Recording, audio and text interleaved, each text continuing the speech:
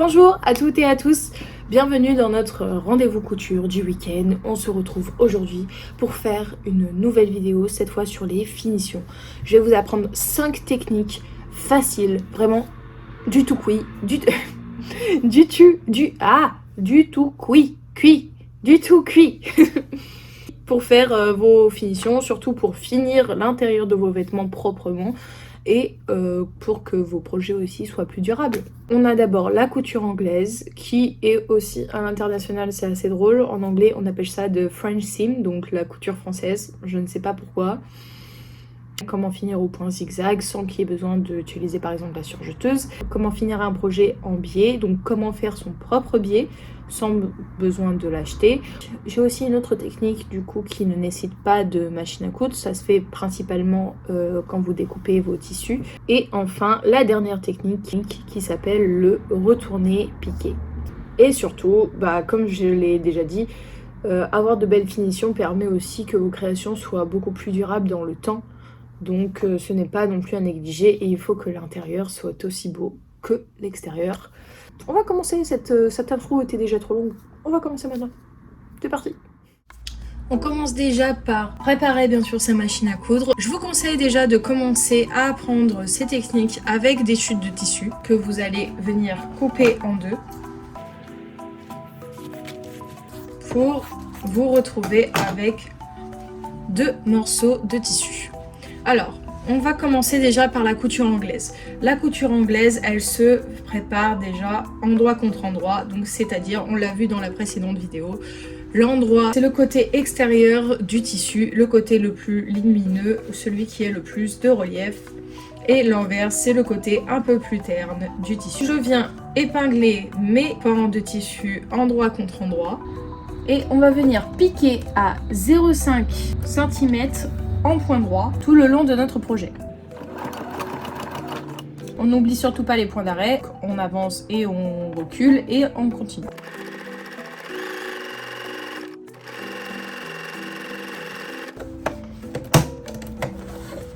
On n'oublie pas de couper les fils, comme d'habitude, des 2 extrémités.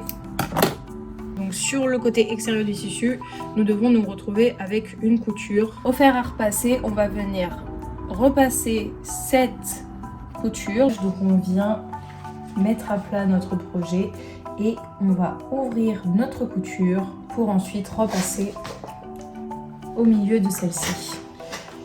Hop, on donne des petits coups de vapeur pour que ce soit beaucoup plus facile.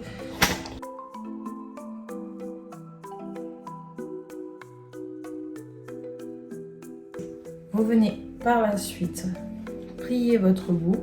Ce côté-là doit vraiment être bord à bord et être bien replié et repassé pour que la couture anglaise soit le plus jolie possible. Et ça doit ressembler à ça. On repasse maintenant à la couture. On va venir mettre notre projet d'exercice, on va l'appeler comme ça, sur la machine. Et cette fois, on ne va pas venir coudre à 0,5 mais à 1 cm du bord.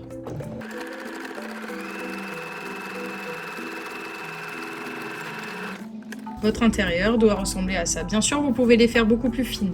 Et vous voyez, les 0,5 cm que nous avons cousus antérieurement ne se voient plus. Elles sont prises dans la couture. Donc ça, ce serait l'extérieur.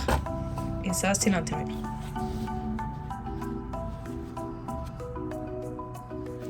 Maintenant, apprenons ensemble la couture zigzag. Je viens faire en premier lieu ma première couture comme si j'assemblais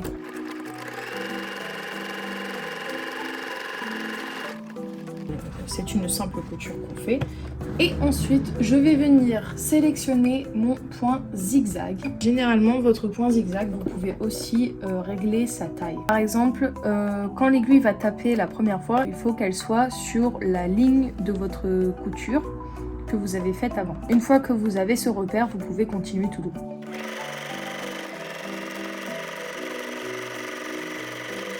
N'oubliez pas les points d'arrêt, même en point zigzag, nous faisons des points d'arrêt. Une fois que c'est fait, vous vous retrouvez avec ce genre de résultat et ensuite le but est de venir couper à ras-bord de votre couture zigzag pour que ce soit le plus joli possible. Et voilà.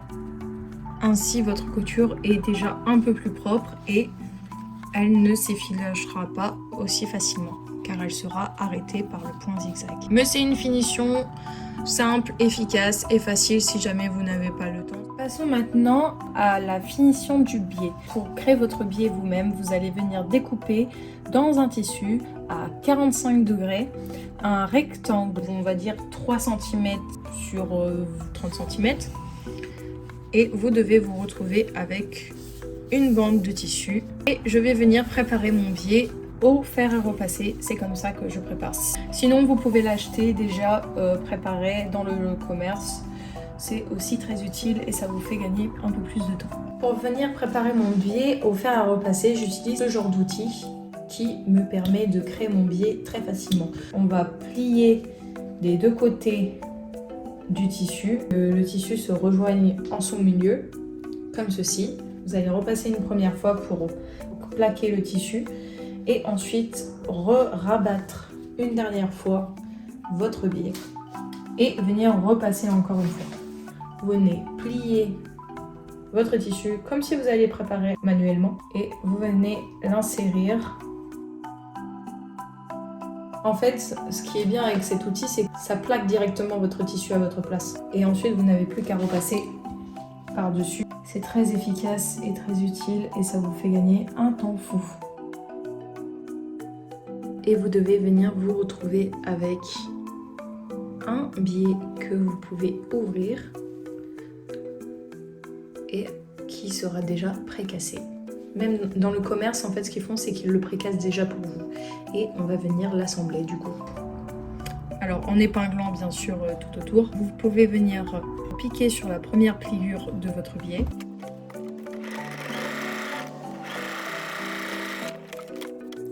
Comme ceci. Et ensuite, plier votre deuxième pliure qui a déjà été précassée et retourner votre biais dans sa position normale et juste venir épingler au bord du tissu. Donc on épingle comme ceci au bord, toujours la première piqûre au bord de votre projet sur la couture.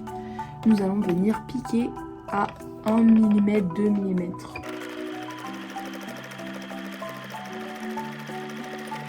Bien sûr, c'est toujours mieux si vous repassez votre projet, enfin votre couture après avoir piqué. Ce sera déjà beaucoup plus joli. Parce que là, il y a tous les petits plis là. Mais voilà ce que vous devez obtenir à la fin. Notre dernière couture s'appelle le retourné piqué. Donc je viens déjà préparer mon échantillon de couture. Mais cette fois, je vais coudre à 1,5 cm du bord.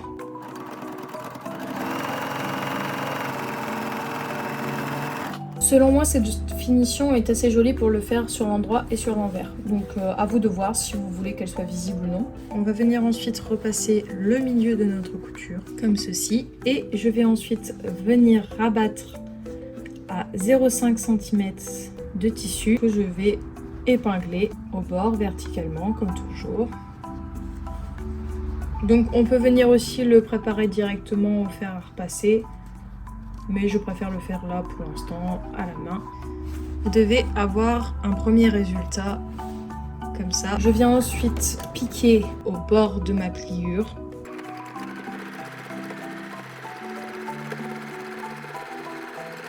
Et voilà notre premier jet. Et l'extérieur, ça se présente comme ceci. Donc c'est aussi une couture très facile à faire, ça demande un peu plus de temps, mais c'est une couture un peu plus jolie.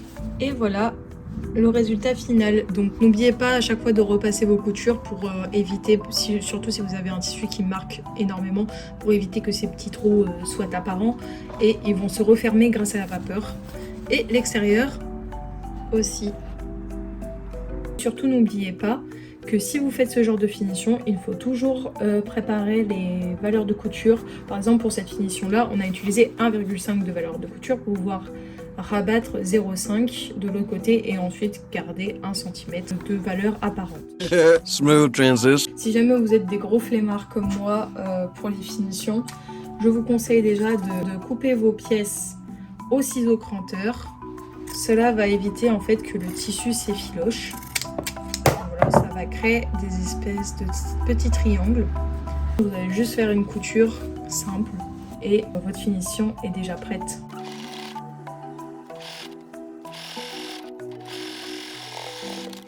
Voici la finition à l'intérieur de mon tissu.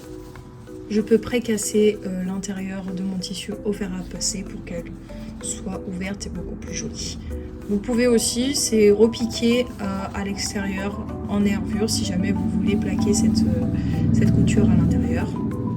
Donc pourquoi pas, mais c'est une finition assez simple et assez facile qui vous fait gagner un temps fou juste avec un outil. Donc le ciseau cranteur, voilà à quoi il ressemble si jamais vous voulez en acheter un. Et voilà, du coup j'espère que cette vidéo vous aura plu. Donc je vous récapitule vite fait les 5 techniques. Donc nous avons la technique de la couture anglaise. Je sais que c'est assez dur de se visualiser, mais imaginez-la à l'intérieur de votre projet. Donc voilà, et vraiment utilisez des chutes de tissu pour vous entraîner à faire ce genre de finition. Ce sera beaucoup plus utile pour vous. Nous avons ensuite le point zigzag. Donc ça c'est assez sommaire en vrai. Ensuite on a le biais. L'autre manière du coup. Le piqué retourné.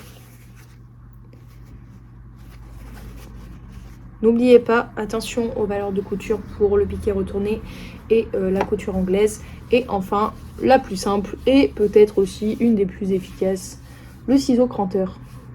Et voilà. J'espère que cette vidéo vous aura plu et qu'elle vous aura permis d'apprendre de nouvelles techniques de couture pour concrétiser vos projets. On se retrouvera du coup dans une prochaine vidéo, toujours sur le domaine de la couture. Merci d'avoir regardé cette vidéo, n'oubliez pas de liker, partager et de vous abonner pour savoir quand le prochain cours sera en ligne. Je vous souhaite un très bon week-end. On se retrouve la semaine prochaine pour une nouvelle vidéo. Ciao ciao!